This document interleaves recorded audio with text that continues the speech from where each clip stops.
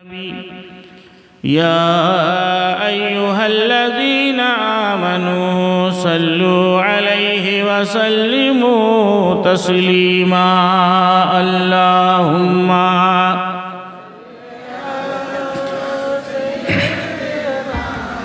मौलाना मुहम्मद व अला आले सय्यिदिना व अला आले मौलाना मुहम्मद। जोर जोर से पढ़ेंगे। अल्लाहुम्मा सल्ले अला सय्यिदिना मौलाना मुहम्मद व अला आले सय्यिदिना व अला आले मौलाना मुहम्मद। हर दर्द की दवा है, हर दर्द की दवा है, सल्ले अला मुहम्मद। हर दर्द की दवा है, सल्ले अला मुहम्मद। तावीज़े हर बला है, सल्ले अला मुहम्मद। तावीज़े हर बला है, सल्ले अला मुहम्मद। हर दर्द की दवा है, जन्नत मकाम होगा,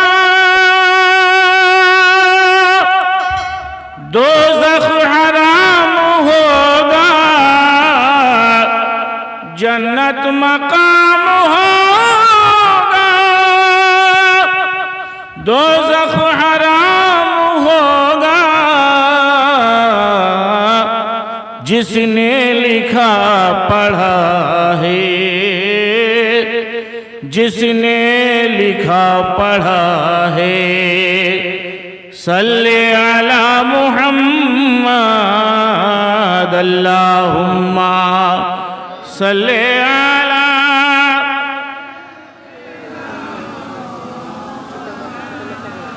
मुहम्मद व अला आले सय्यिदिना व अला आले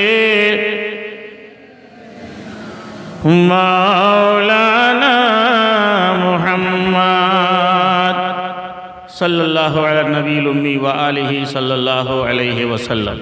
बड़े किस्मत के धनी हैं आप लोग, बड़े किस्मत वाले हैं कि आपकी इस बस्ती में इतना खूबसूरत प्रोग्राम सजा है और आप हजरात तशरीफ़ लाए हैं, प्रोग्राम सुन रहे हैं।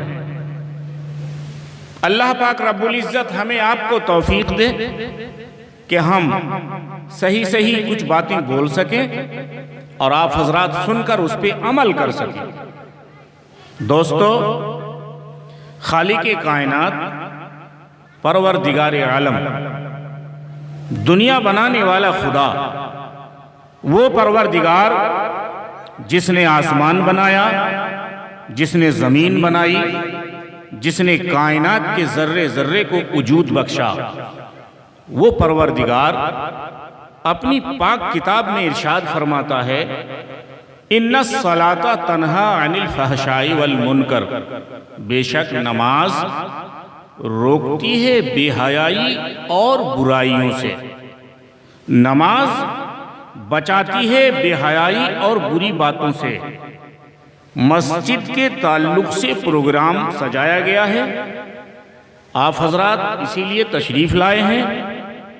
मस्जिद की उन्नति हो, तरक्की हो, प्रगति हो, गांव में खुशहाली पैदा हो, जवानों में नमाज का ज़ौक़ व शौक़ पैदा हो और गांव से खुराफात दूर हो। यही मेन आपका मकसद है, यही उद्देश्य है। इसीलिए मैंने अपनी तकरीर का उन्वान नमाज रखा। नमाज के ताल्लुक से कुछ बातें आपसे हम करेंगे। नाम आपने अज़मत मुस्तफ़ा कॉन्फ्रेंस रखी। अज़मत मुस्तफ़ा कॉन्फ्रेंस अल्हम्दुलिल्लाह नबी पाक की तरफ मंसूब किया हुआ नाम है।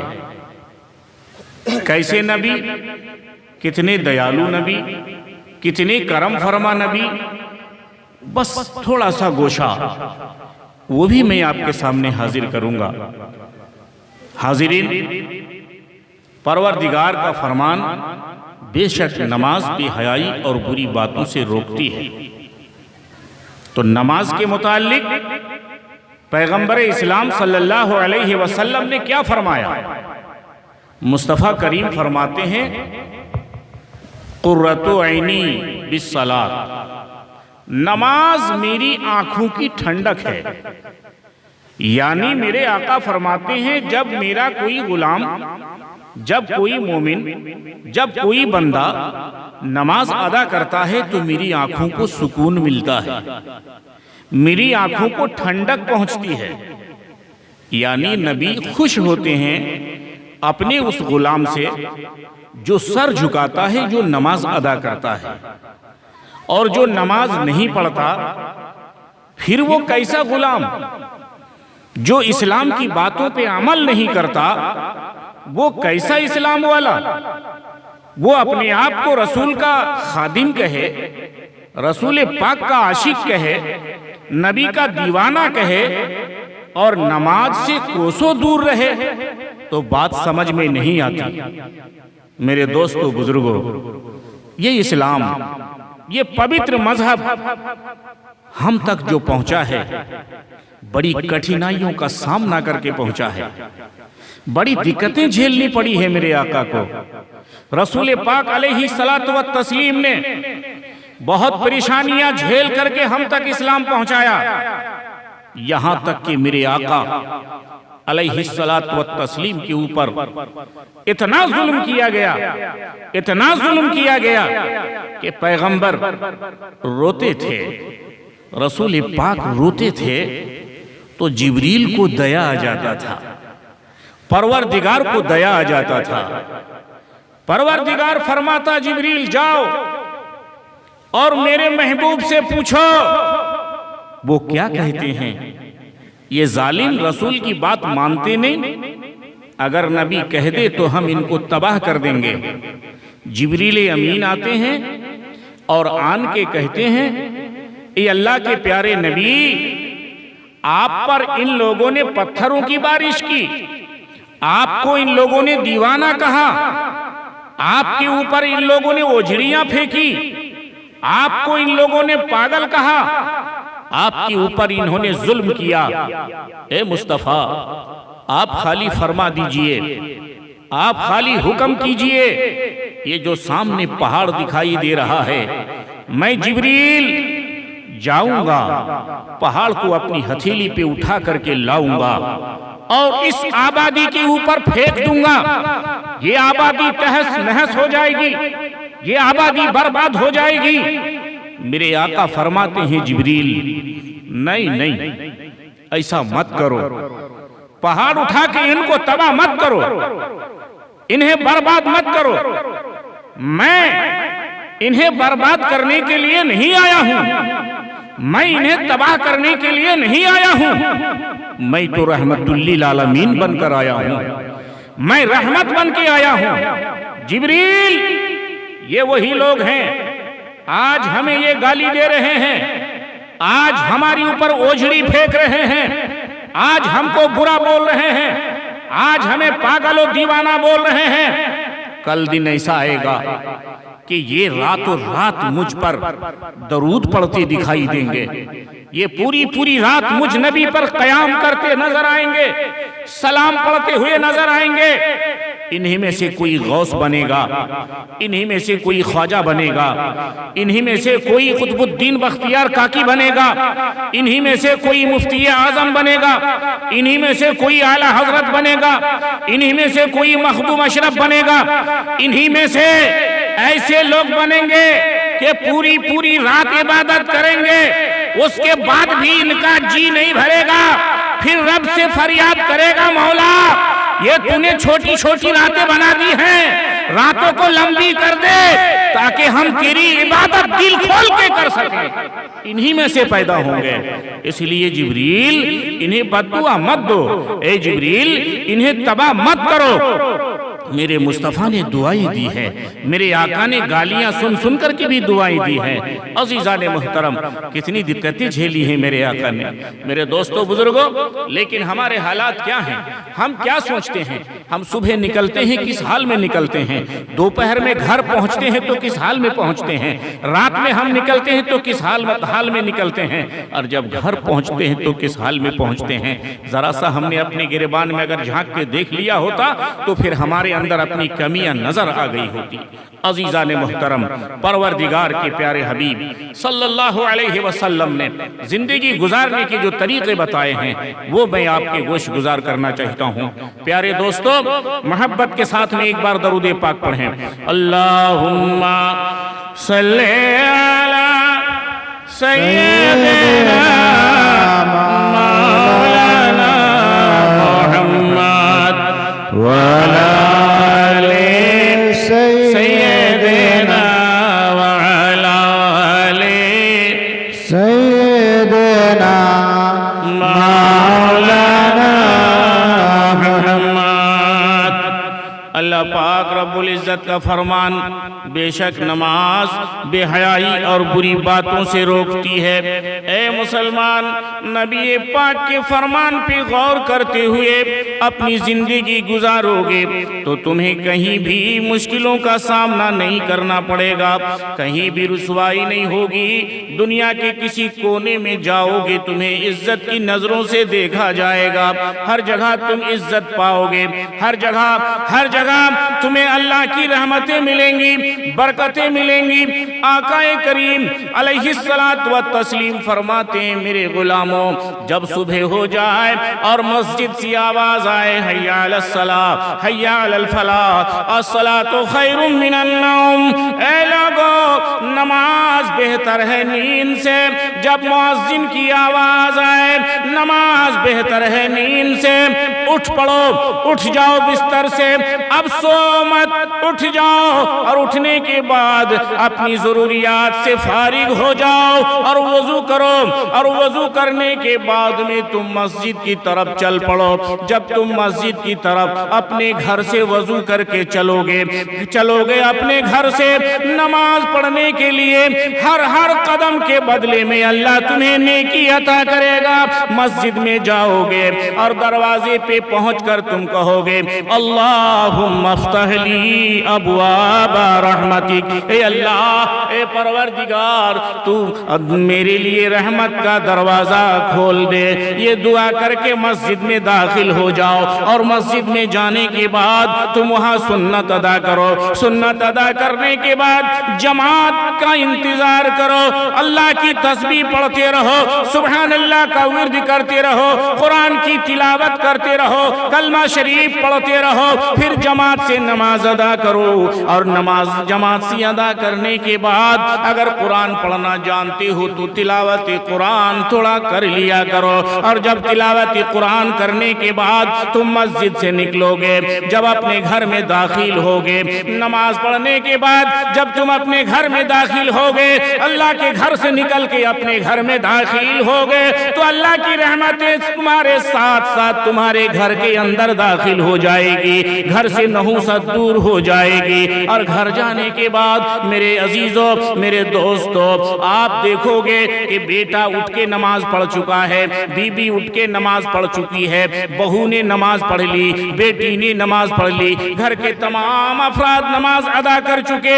उसके बाद में फिर नाश्ते की तैयारी करो और नमाज पढ़ी हुई औरत के हाथ का नाश्ता खा करके जब तुम काम में जाओगे, काम कर रहे होगे, तुम घर से निकलोगे काम के लिए, तुम कर रहे होगे काम, तुम गेहूं काट रहे होगे, तुम लहसुन छील रहे होगे, तुम आलू निकाल रहे होगे, लेकिन नमाज पढ़ के घर से चले थे, नमाजी की हाथ का तैयार किया हुआ नाश्ता करके निकले थे, तुम आलू काट रहे हो और तुम तुम जो है इबादत में तुम्हारा तमाम वक्त गुजरता जा रहा है, काम कर रहे हो तुम अपने पेट भरने का, लेकिन अल्लाह तुम्हारे हर कदम को नेकियों में तब्दील करता नजर आ रहा है। फिर जैसी ही मुअज्जिन की आवाज आएगी, हय्या अलस सलाम हय्या अलल फलाह, अब ज़ोहर का वक्त हो गया, अजान हो गई और तुमने काम छोड़ दिया। अपना काम छोड़ने के बाद में तुम चल पड़े मस्जिद की तरफ। अगर दूर है, बहुत दूर है,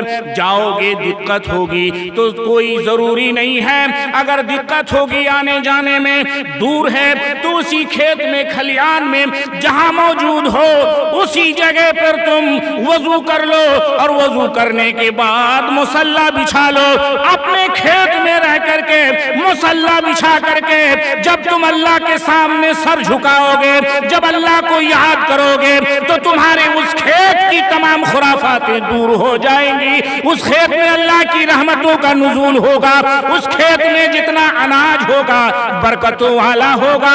अगर तुम उससे नमाज पढ़ के अल्लाह से दुआ मांगोगे, मौला मेरे गले में बरकत दे दे, मेरे खेत में बरकत दे दे, मेरे गेहूं में इजाफा फरमा दे, मेरे धान में इजाफा फरमा दे, मेरे आलू को ज्यादा कर दे, तुम इस तरह से अल्लाह से दुआ करोगे तो फिर मेरे दोस्तों वही अल्लाह, वो खालिक कायनात जो एक दाना गेहूं का आप बोते हो, एक दाना बोने के बाद जब वही गेहूं बढ़ते बढ़ते बड़ा होता है तो ढेर सारा गेहूं हो जाता है। तुम खेत में 10 किलो गेहूं बोते हो और तुम 4 क्विंटल गेहूं उसमें से काट करके लाते हो। जो परवरदिगार 10 किलो गेहूं को 4 क्विंटल में बदल सकता है, तुम जब दुआ करोगे उस 4 क्विंटल को परवरदिगार 40 क्विंटल भी बना देगा। अजीजा ने मुहतरम, तो आप अपने अंदर रहमत लाना चाहो, बरकत लाना चाहो, इस तरह से आप ला सकते हो। जिंदगी ऐसे गुजारोगे, फिर गल्ला उठाओगे, घर को आओगे।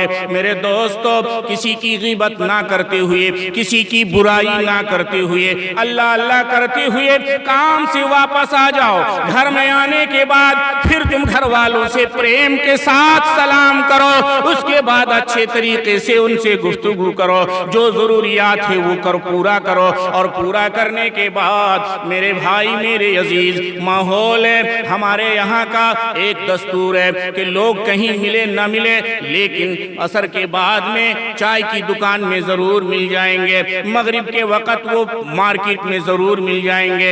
याद रखना मेरे प्यारे, याद रखना, आप अपनी जिंदगी अगर खुशहाल बनाना चाहते हो, याद करो अपने बाप को, याद करो अपने दादा को, याद करो अपने पुरखों को, अपने खानदान के उन बड़े लोगों को, अपने अमीर भाइयों को। आज से पहले 10 साल पहले, 15 साल पहले हमारे आपके बीच में चलते थे, फिरते थे, खाते थे, फिरते थे, मकानात बनाते थे, जमीन खरीदते थे। कुछ खरीदा, कुछ हड़प लिया, कुछ बेईमानी कर ली, कुछ गल्ला अपना लाया, कुछ दूसरे के लाया, ज्यादा कर लिया, इधर चोरी की, उधर हड़पा, इसको गाली दी, उसकी बुराई करी। इस तरह से दौलत इकट्ठा करते रहे। लेकिन एक दिन वो आया कि अज़राइल आए और वो निकाल ली। फिर रिश्तेदार इकट्ठा हुए, अपने कांधे पे लादा और ले जा करके अच्छे मकान से बाहर निकाल कर मिट्टी के अंदर दफन कर दिया। बोलो ऐसा हुआ कि नहीं? बोलो भाई हुआ कि नहीं? हुआ है कि नहीं? इस तरह होता है कि नहीं होता है? बोलिए बोलिए, अमा मोहब्बत से बोलिए, होता है ना? वो चले गए, जब वो चले गए तो एक दिन हम भी चले जाएंगे। बोलो भाई, जब वो नहीं रहे तो हम भी नहीं रहेंगे। जब दादा गए, दादा के अब्बा गए, अब्बा के अब्बा गए तो हम भी नहीं रहेंगे, हम भी चले जाएंगे। ऐ मेरे दोस्तों, इन जाने वालों में, ये दुनिया से जाने वालों में कामयाब कौन है? कौन है कामयाब? आप एक चीज बताओ, एक साल आप 2 भाई के 2 बेटे बम्बई में रहे। मान लो मिसाल के तौर पे एक बेटा अब्दुल रहमान का, एक बेटा अब्दुल सत्तार का, दोनों बेटे चचेरे चचेरे भाई। ये चचेरे तहेरे भाई बम्बई गए, पूरा 1 साल पूरा करके वापस आए और वापस आने के बाद अब्दुल सत्तार के बेटे ने 1 लाख रुपया दिया और अब्दुल रहमान के बेटे ने कुछ ना दिया। आप किसको अच्छा कहोगे, किसको कामयाब कहोगे? बोलो, कामयाब कौन हुआ? जिसने 1 लाख रुपया दिया और जिसके बेटे ने कुछ ना दिया उसको कामयाब बोलोगे? हर जगह चर्चा करोगे, लोफड़ है, बेकार है, निकम्मा है, मेहनत नहीं करता, माँ बाप का खाता रहा, साल भर वहां बिता के आया, 1 रुपया नहीं लाया, बोलोगे नहीं बोलोगे? ये अब्दुल रहमान कितना अच्छा, उनका बेटा कितना अच्छा, पूरा 1 लाख दिया और उस 1 लाख से अच्छा मकान बना लिया उसके बाप ने, बोलोगे कि नहीं बोलोगे? कामयाब जिसने पैसा दिया उसको कहोगे कामयाब, पूंजी लेके आया, दौलत लेके आया, ये कामयाब। और जो खाली हाथ आया वो पागल है, जो खाली हाथ आया वो बेवकूफ़ है, वो हरामखोर है, वो निकम्मा है, वो बदतमीज़ है, बेकार है, कोई अच्छा नहीं कहेगा। चाय की दुकान में उसके पास कोई बैठना पसंद नहीं करेगा, जाएगा रिश्तेदारों में वहाँ भी उसे धक्के मिलेंगे, कहीं इज्जत नहीं मिलेगी। अजीज़ाने मोहतरम, ये दुनियावी मामलात की कमाई, दुनियावी मामलात की कमाई में आप कामयाब और नाकाम तलाश करते हो, बोलते हो। कभी गौर किया कि रब कायनात ने हमें तुम्हें दुनिया में क्यों भेजा? रब फरमाता है मैंने जिन और इंसान को पैदा किया सिर्फ अपनी इबादत की खातिर। मैंने दुनिया में इंसान को भेजा अपनी इबादत के लिए, जिन को भेजा अपनी इबादत के लिए, इसको भेजा इबादत करने के लिए। ऐ मेरे बंदे, जा दुनिया में जा, इबादत कर, एक दिन हम तेरी रस्सी खींच लेंगे, तुझे आना पड़ेगा, तुझे हमेशा हमेशा दुनिया में रहना नहीं है, कुछ दिनों की जिंदगी है, एक दिन चले जाना है। अजीज़ाने मोहतरम, और इन कुछ दिनों में, इन 4 दिनों में जिसमें हमें इबादत कर करके कुछ माल इकट्ठा करना था, कुछ नेकियां जमा करनी थी, लेकिन हम इसे ना कर सके। और उसके बाद में हमने क्या जमा किया? खरीदी तो जमीन खरीदी, बनाया तो मकान बनाया, हमने दौलत इकट्ठा किए, मकानात बनाए, जमीन जायदाद बनाए, इस तरह से हमने प्रॉपर्टी इकट्ठा की। उसके बाद में हुआ ये कि बुलावा आ गया, अज़राइल आए, रूह निकाल के चल दिए, और जैसे ही अज़राइल रूह निकाल के चल दिए, दौलत रह गई, मकान रह गया, वो कपड़े लत्ते सारे के सारे रह गए, ये हमारा पलंग ये भी रह गया, हमारी खूबसूरत खूबसूरत गाड़ियां ये भी रह गई, मोटरसाइकिल वो भी रह गई, कार भी रह गई, और ट्रैक्टर भी रह गए, ट्राली भी रह गई। ये कुछ नहीं हमको मिल रहा है। अब वो इंसान चिल्ला चिल्ला के बोल रहा है मैंने मेहनत से मकान बनाया बच्चों, मैंने मेहनत से राड़ा की जमीन खरीदी, मैंने मेहनत से यहाँ के मकान को खूबसूरत बनाया, मैंने बड़ी दिक्कतें झेल कर, रातों को जाग कर, लोगों से लड़ाइयाँ कर करके, बम्बई में मछली प्याज बेच बेच करके मैंने दौलत जमा की। अब मुझे तुम लोग कब्रिस्तान की तरफ ले जाओगे तो ये मकानात मुझे दे दो, ये दौलत मुझे दे दो। आवाज आएगी, बोलो कोई ऐसा है क्या कि उसको मकान देगा? लोग कहेंगे तुम मकान की बात करते हो, अरे मकान तो छोड़ो, दुकान तो छोड़ो, तुम गाड़ी तो छोड़ो, जमीन जायदाद तो छोड़ो, अरे ये सब तो तुम्हें नहीं मिलेगा, तुम्हें वो तक नहीं मिलेगा जो तुम बेहतरीन दुकान से खूबसूरत कपड़ा खरीद के लाए थे, बेहतरीन दर्जी से सिलवा कर लाए थे, और तुम्हारे दिल में ये अरमान था शादी में जाएंगे तो यही पहन के जाएंगे, घूमने जाएंगे दोस्त के यहाँ तो यही पहन के जाएंगे। अरे तुम्हें वो तुम्हारा पसंदीदा कपड़ा भी नहीं मिलेगा, अरे मिलेगा, तुम्हें मिलेगा, सिर्फ एक कपड़ा मिलेगा, वो भी कफन का, और तेरे पसंद का कलर नहीं मिलेगा, बल्कि ऐसा कलर मिलेगा जो एक गरीब को भी मिलता है, जो एक यतीम को भी दिया जाता है, जो एक भिखमंगे को भी दिया जाता है।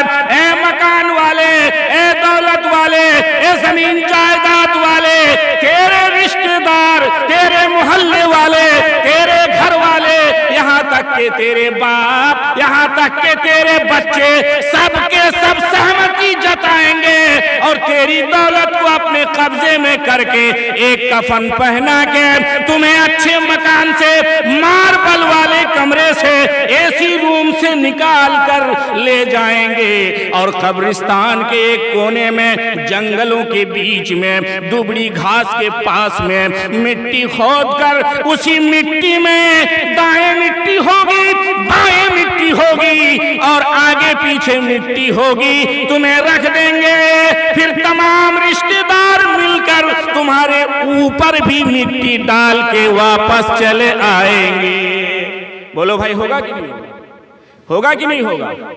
अब आप सोचो, गौर करो, आप समझो कि अक्लमंद कौन है। जब ये दौलत साथ नहीं जाएगी तो जो साथ नहीं जाएगी उसके पीछे भागने वाला अक्लमंद है या पागल? आप खुद गौर करो।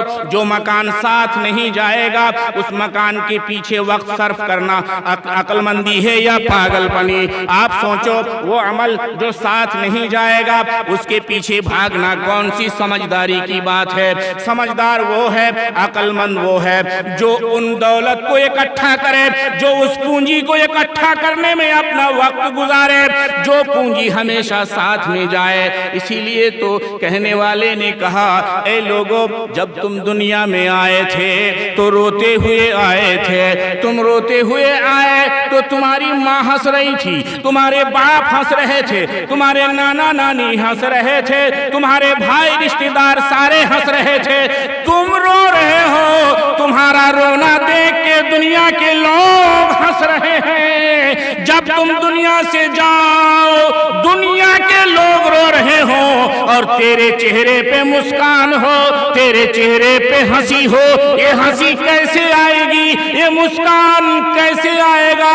ये खूबसूरती कैसे आएगी? ये ऐसे आएगी कि जाने वाला नमाजें पढ़ पढ़ के जा रहा है, जाने वाला सच बोल के जा रहा है, जाने वाला दरूद पढ़ पढ़ के जा रहा है, जाने वाला बुजुर्गों की ताजीम करते हुए जा रहा है, जाने वाला माँ बाप की फरमा बरदारी करके जा रहा है, जाने वाला मस्जिद बना बना के जा रहा है, जाने वाला मदरसा बना बना के जा रहा है, जाने वाला तहज्जुद गुजार के जा रहा है, जाने वाला गरीबों की खिदमत कर कर के जा रहा है, जाने वाला यतीमों का ख्याल कर कर के जा रहा है। इन तमाम नेकियों का जखीरा इकट्ठा करके जाने वाला मुस्कुराता हुआ जाता है, मुस्कुराता हुआ जाता है। और उस अंधेरी कोठरी में जब उसके रिश्तेदार छोड़ के चले आते हैं, जब वहां छोड़ के आ जाते हैं तो फिर तारीख बताती है, मेरे आका अलैहिस्सलात व तस्लीम का फरमान है,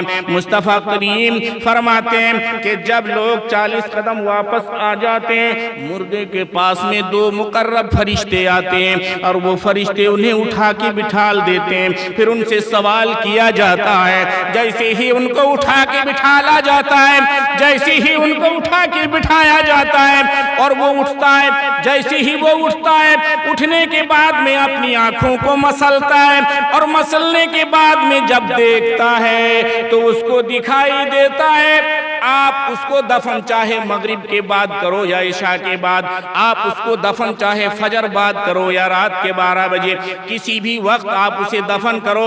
लेकिन जब फरिश्ते उसको उठा के सवाल करेंगे तो उसको लगेगा कि सूरज डूबने वाला है, असर का वक्त निकल रहा है, सूरज डूबने ही वाला है। तो वो उठेगा, नमाजी था, नमाज की फिक्र रखता था, बाजार में बैठता था, अजान सुनती ही मस्जिद को चला जाता था, हमेशा यही आदत थी। इसी आदत के मुताबिक वो आंखों को मसलता हुआ, फरिश्ते जैसे ही पूछेंगे मन रब्बो का, मा दीनों का, मा तक़ूलु फी शान हाज़र रजुल, उससे सवालात किए जाएंगे। वो बंदा कहेगा क्या बात कर रहे हो? अरे ये बातें बाद में हो जाएगी, ये बातें बाद में कर लेंगे, पहले पानी ला दो, लोटा भर के पानी ला दो, मैं वजू कर लूं। ये देखो सूरज डूबने वाला है, सूरज डूब जाएगा, मेरी असर की नमाज कज़ा हो जाएगी, इसलिए मुझे पहले नमाज अदा कर लेने दो, उसके बाद में सवाल मुझसे कर लेना।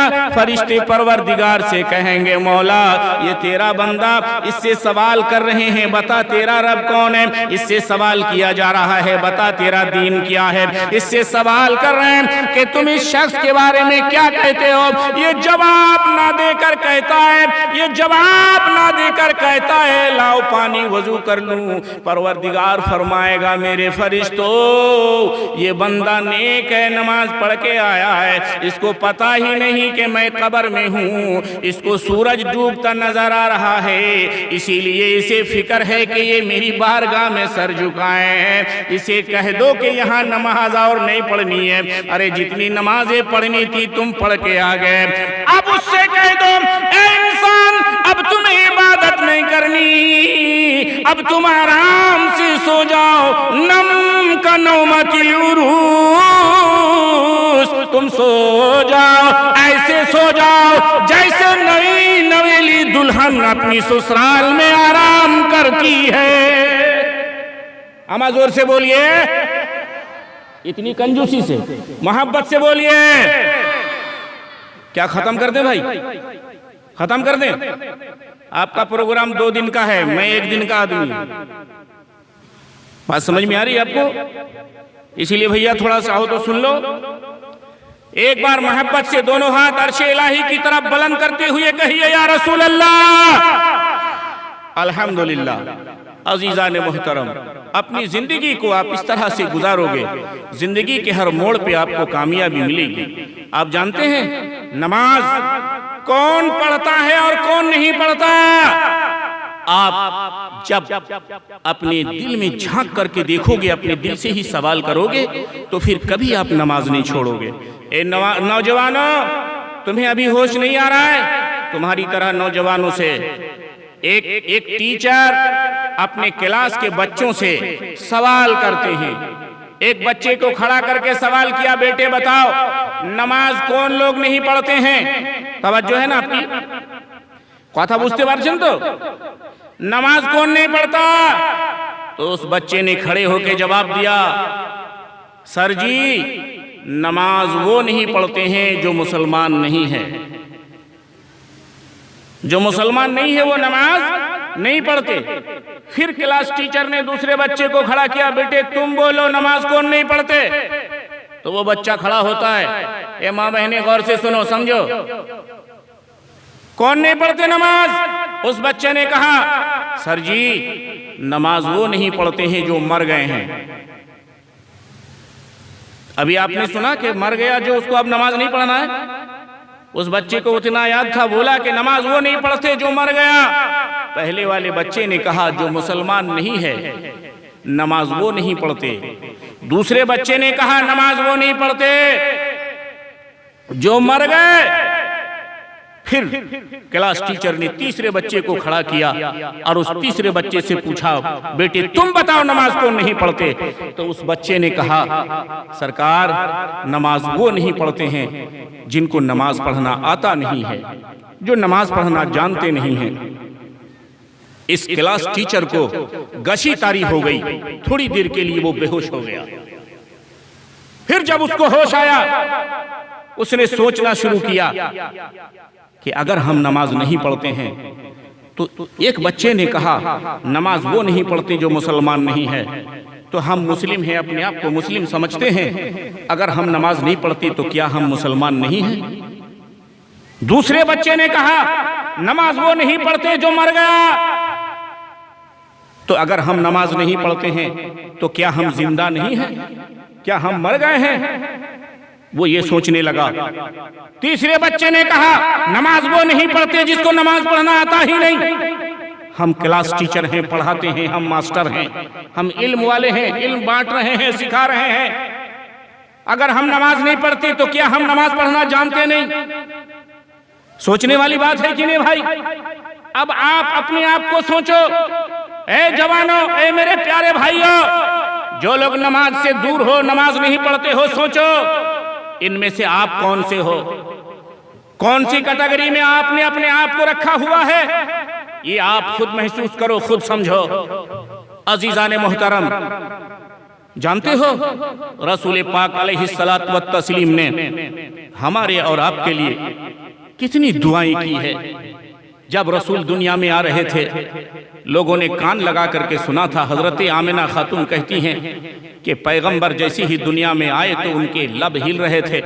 मैंने कान लगा करके सुना तो वो ये बोल रहे थे, रब्बे हबली उम्मती, यानी ए मौला तू मेरी उम्मत को बख्श दे। अभी अभी मुस्तफ़ा दुनिया में आए और आते हुए उम्मत को याद किया, फिर जिंदगी के हर गोशे में याद किया।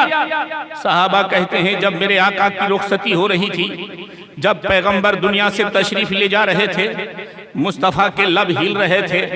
साहबा किराम ने अपने कानों को नबी के ज़बान के करीब किया तो मेरे नबी के ज़बान से कुछ और जुमले नहीं निकल रहे थे। मुस्तफ़ा यही फरमा रहे थे, रब्बे हबली उम्मती, ए मौला तू मेरी उम्मत की मगफिरत कर दे, मेरी उम्मत को बख्श दे, मेरी उम्मत को मेरे हवाले कर दे। जाते जाते भी मेरे मुस्तफ़ा ने इस तरह से हमें तुम्हें याद किया। वही रसूल कहते हैं नमाज मेरी आंखों की ठंडक है। कितना ख्याल किया पैगंबर ने, कितने दयालु थे मुस्तफ़ा, कितने करीम थे मेरे आका। एक दिन खुश खुर्रम मेरे आका अपने घर में दाखिल होते हैं और उनको खुश देख करके हजरत आयशा करीब जाती हैं और करीब पहुंचने के बाद में हजरत आयशा कहती हैं, आका बड़े खुश नजर आ रहे हैं, थोड़ा तशरीफ तो रखिए, आपसे कुछ बात करनी है। मुझ आयशा की कुछ बातें सुन लीजिए। मुस्तफ़ा करीम खुश तो हैं, चेहरे पे रौनक है, मुस्कुराहट है। मेरे आका ने कोई सामान अपने घर से लिया और लेकर के फिर बाहर की तरफ चलने लगे। हजरत आयशा आगे पहुंच गई और आगे पहुंचने के बाद में नबी पाक को रोका और कहा, या रसूल अल्लाह, आज मेरी कुछ बात आपको सुननी होगी, कुछ बात मुझसे करिए तब आप जाइएगा। मेरे आका फरमाते हैं, आयशा मुझे जाने दो, बाहर कोई मेरा इंतजार कर रहा है, मुझे उससे मिलना है। हजरत आयशा कहती हैं, आका मौका मिला है, बड़ा सुनहरा वक्त है, आप जरा मेरी बात सुन लीजिए। हजरत आयशा की इस बात पे पैगंबर फरमाते हैं, बोलो आयशा बोलो, तुम क्या कहना चाहती हो। हजरत आयशा कहती हैं, सरकार एक दफा मेरे अब्बा हजरत अबू बकर ने मुझसे कहा था कि बेटी आयशा मौके की तलाश में रहना, तुम हमेशा रसूल पाक के पास में रहती हो, हमेशा नबी ये दो जहां के करीब रहती हो, तुम मौके की तलाश में रहना और देखना कि नबी किस वक्त बहुत ज्यादा खुश नजर आ रहे हैं। जब मुस्तफ़ा बहुत ज्यादा खुश नजर आए, जब बहुत तुम्हें खुश दिखे, तो खुशी की हालत में तुम नबी से अपने लिए और मेरे लिए आखिरत की भलाई, कब्र की भलाई और दुनिया की भलाई की दुआ करवा लेना। जब नबी तुम्हें खुश नजर आए तब मुस्तफ़ा से दुआ करवा लेना। हजरत आयशा ने जैसे ही कहा, नबी पाक मुस्कुराए और मुस्कुरा कर अपने हाथों को अर्श खुदा की तरफ बुलंद किया और बुलंद करने के बाद में आकाए दो जहां सल्लल्लाहु अलैहि वसल्लम ने फरमाया, मौला ए खालिके कायनात, मेरी आयशा को और आयशा के अब्बू हजरत अबू बकर को दुनियावी भलाई अता फरमा, कब्र में सुकून से रखना, आखिरत की भलाइयां अता फरमा। रसूल पाक ने दुआ दी, उसके बाद में चलने लगे। जैसे ही कुछ आगे बढ़े, मुड़ करके मेरे आका ने पीछे देखा तो हजरत आयशा की आंखों में आंसू थे। हजरत आयशा की आंखों में आंसू, खुशी के आंसू हजरत आयशा की आंखों में। आकाए दो जहां सल्लल्लाहु अलैहि वसल्लम ने फरमाया, आयशा क्यों रोती हो, तुम खुशी के आंसू बहा रही हो, तुम्हें एक बार दुआ मिल गई, तुमने एक बार दुआ करवा लिया तो तुम खुश हुई। ए आयशा जानती हो, यही दुआ जो तुमने आज मुझसे फरमाइश करके करवाई है, यही दुआ मैं अपनी तमाम गुनहगार उम्मत के लिए दिन में 2 बार किया करता हूँ। सुभान, मैं अपनी हर उम्मत के लिए दिन में 2 बार दुआ किया करता हूँ, अपने खालिक व मालिक की बारगाह में फरियाद किया करता हूँ। मुझे अपनी उम्मत की इतनी फिक्र है। हजरत आयशा रज़ी अल्लाह तआला अन्हा सोचती है अल्लाहु अकबर, रसूल अपनी उम्मत से इतनी प्यार करते हैं, इतना प्यार करते हैं, इतनी मोहब्बत है उम्मत से मेरे आका को।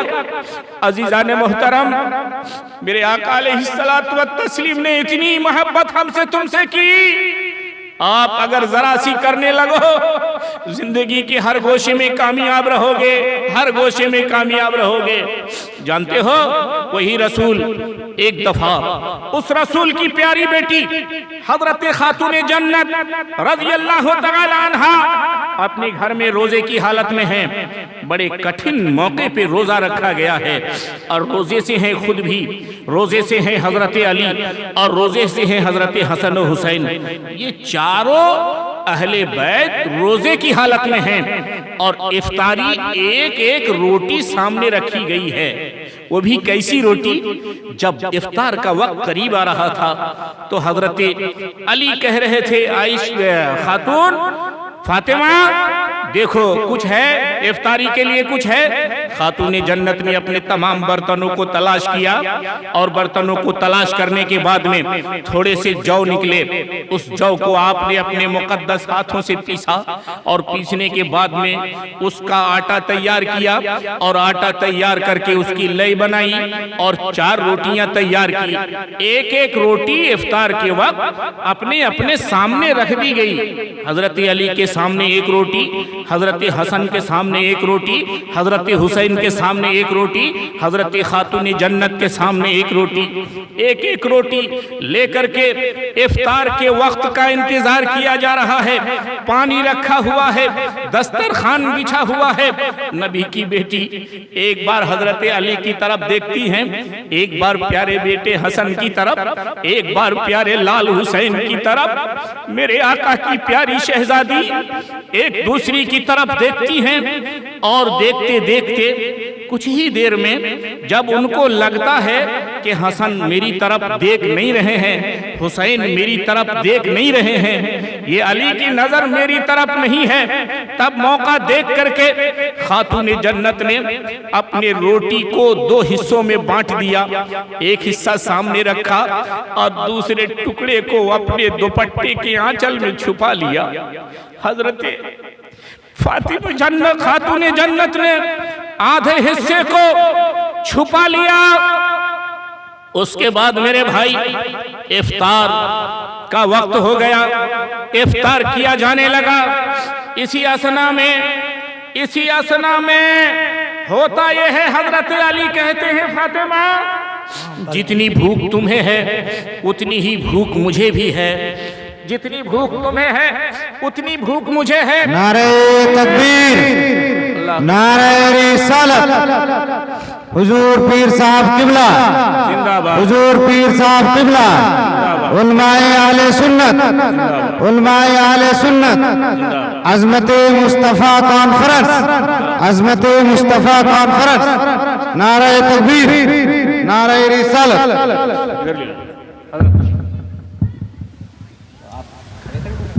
ये ले लेता हूँ।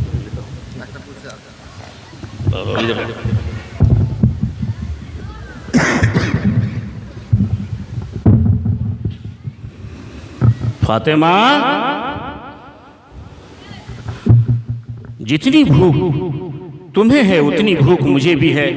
तुमने ये रोटी को ये आधा आधा क्यों कर दिया और तुमने आधा हिस्सा छुपा क्यों लिया? तवज्जो है ना आपकी? ध्यान है ना भाई? अमा जोर से बोलिए सुभान अल्लाह। ऐसा क्यों किया? नबी की प्यारी लाडली खामोश रहती हैं, कुछ नहीं बोलती। फिर इफ्तार हो चुका होता है। हजरत हसन तेजी से रोटी खा रहे हैं, हुसैन भी तेजी से रोटी खा रहे हैं, हजरत अली भी जिस तरह से खाते हैं खा रहे हैं। खातून जन्नत ने धीरे धीरे अपनी हिस्से की रोटी को खाया ताकि हसन को हुसैन को एहसास न हो सके। इफ्तार से फारिग होने के बाद नमाज अदा करती हैं और नमाज अदा करने के बाद ए मुसलमानों, उस रसूल ने कितना हमारी और आपके लिए ख्याल किया है, इसको जहन में रखो। रोजाना खातून जन्नत नमाज के बाद में लंबी दुआएं किया करती हैं, लेकिन आज खातून जन्नत की दुआ मुख्तसर होती है। छोटी सी दुआ करने के बाद में खातून जन्नत अपने घर से निकलती है और तेज तेज कदम चल के रसूल पाक के घर में दाखिल हो जाती है। दरवाजे तक पहुंचती है, दरवाजे पे पहुंच करके आवाज दरवाजा खटखटाती है। नबी पाक अलैहिस्सलातु व तस्लीम आते हैं। कौन? खातून जन्नत कहती है अब्बा मैं। नबी पाक ने दरवाजा खोला, हजरत खातून जन्नत को देखा। नबी ने फरमाया बेटी इतने वक्त आने की क्या जरूरत, क्यों आई? हजरत खातून जन्नत कहते हैं अब्बा मुझे आप घर के अंदर तो दाखिल फरमा लीजिए। नबी ने अपनी प्यारी बेटी को अपने आंगन में किया।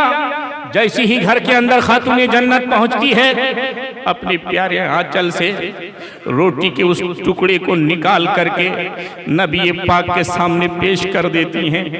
मुस्तफ़ा करीम के सामने जैसे ही रोटी का टुकड़ा पहुंचता है, ए लोगों तुम कितने खाने को बर्बाद कर देते हो, दावत में जाते हो कितना खाना बर्बाद करते हो, कितना वक्त चावल खराब कर देते हो, कितने सालन गिरा देते हो, कितने पैरों के नीचे तुम इस खाने को तबाह करते हो, कुचलते हो। गौर करो जरा, जिस नबी के सदके में हमें तुम्हें सब कुछ मिला है, उस रसूल के सामने रोटी का एक टुकड़ा पहुंचा है और मेरे मुस्तफ़ा ने उस टुकड़े को लेने के बाद में खुशी का इजहार करते हुए फरमाया बेटी बहुत अच्छा किया तुमने बहुत अच्छा किया जो आज तुम ये रोटी लेकर के मेरे पास आई। ए मेरी प्यारी बेटी, एक दिन नहीं, 2 दिन नहीं, आज तीसरा दिन है तेरे अब्बा के पेट में एक दाना नहीं पहुंचा है। मेरे आका अलैहिस्सलातु व तस्लीम ने रोटी के उस टुकड़े को अपने हाथ में लेकर अर्श इलाही की तरफ हाथों को बुलंद करते हुए रोटी को तनाउल फरमाने से पहले नबी कौनैन सल्लल्लाहु अलैहि वसल्लम ने हाथों को दराज करके ये दुआ की मौला, ए परवरदिगार, ए खालिक कायनात, मेरी प्यारी बेटी फातिमा की इस प्यारी अदा को कबूल फरमा और इसे कबूल फरमा कर इसके बदले में तू मेरी खताकार उम्मत की बख्शिश फरमा दे। बोलो मोहब्बत से। अमा यार, अब हमको समझ में आया कि आपको अच्छा नहीं लग रहा, हम खत्म करने जा रहे हैं, लेकिन बोलो यार, बात ऐसी है कि कंजूसी करोगे पिटोगे, इसलिए कंजूसी मत दिखाओ, मोहब्बत से बोलो सुभान अल्लाह। नबी पाक ने ऐसे मुश्किल वक्त में भी दौलत की दुआ नहीं की, जायदाद की दुआ नहीं की। ये नहीं कहा मौला मुझे धान दे दे, गेहूं दे दे, परवरदिगार मेरे लिए तू ऐसा साधन बना दे। मुस्तफा की जबान से अगर जुमले निकले, दुआ निकली, तो अपनी खताकार उम्मत की बख्शिश की दुआ निकली।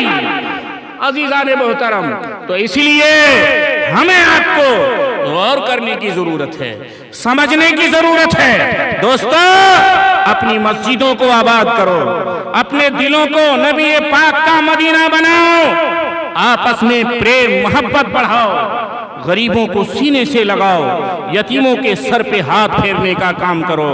अजीजान मोहतरम, जब ये ज़हन आप बना लोगे, इंशाअल्लाह ताला खुशहाल रहोगे, कामयाबी मिलेगी।